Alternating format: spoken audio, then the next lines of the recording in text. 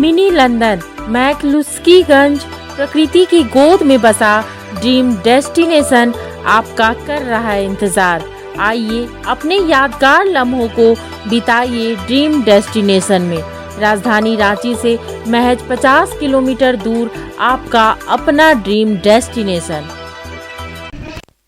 कार्रवाई का लगातार कांग्रेस पार्टी के विरोध कर रहे हैं। तस्वीरों में हैं राजेश ठाकुर हैं जो प्रदेश अध्यक्ष हैं, और जो यहाँ पर मंत्री हैं बन्ना गुप्ता, वो यहाँ पर दिखाई दे रहे हैं। किस तरह से आप तस्वीरों में देख सकते हैं, ये विरोध प्रदर्शन लगातार हो रहा है। और ईडी की कार्रवाई को लेकर जिस तरह की बातें हो रही हैं, और सोनिया गांधी और राहुल गांधी को जिस तरह से पूछताछ के लिए बुलाया गया है, उस पूछताछ का विरोध यहाँ पे दिखाई दे रहा है।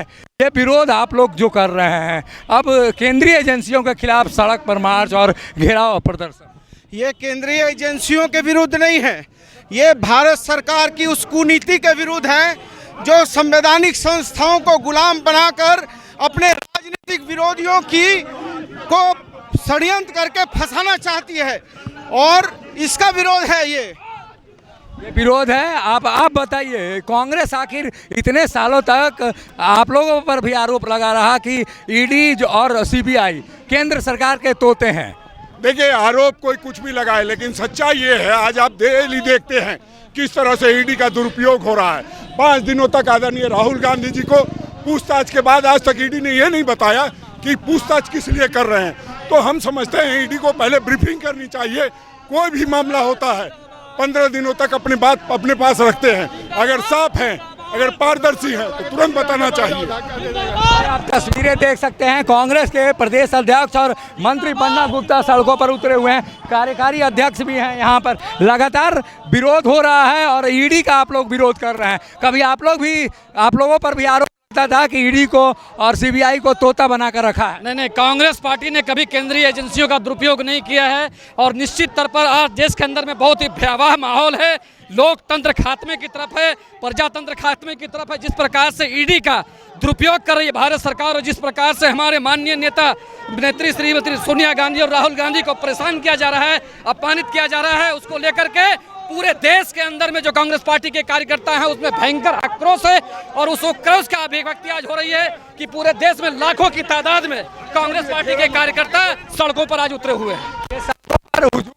कांग्रेस पार्टी का, और कांग्रेस पार्टी लगातार ये प्रयास कर रही है कि अब जो विरोध है वो उस विरोध को वो अंतिम अंजाम तक ले जाएं। और ईडी का कार्यालय थोड़ी दूर पर है। हम तस्वीरों में दिखाएंगे कि किस तरह से ईडी का कार्यालय के समक्ष अब पहुंच रहे हैं लोग, और ईडी के समक्ष पहुंचकर ये आप कल्पना कर सकते हैं कि जो स्थितियां अब सामान्य नहीं हैं। और ऐसे में केंद्रीय एजेंसियों पर जिस तरह रहे हैं, जो आरोप केंद्रीय एजेंसियों पर लग रहे हैं कि केंद्र सरकार और खासकर बीजेपी पर भी ये आरोप लग रहा है कि वो केंद्रीय एजेंसियों का दुरुपयोग कर रही है।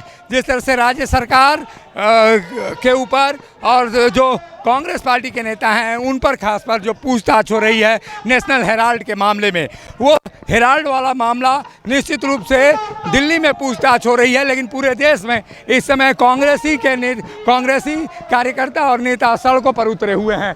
ये तस्वीरें खुद ही बयां करती हैं कि किस तरह की स्थितियां यहाँ पर दिखाई देती हैं और किस तरह की यहाँ पे स्थितियाँ दिखाई दे रही हैं। ये ईडी का कार्यालय थोड़ी दूर पर है, जहाँ पर लगातार आज पंकज मिश्रा से भी पूछताछ हो रही है। और इस पूछताछ के दौरान राज्य सरकार को ये अंदेशा भी है कि किस तरह से अब मुख्यमंत्री भी कहीं ना कहीं दायरे में आते हुए दिखाई दे रहे हैं।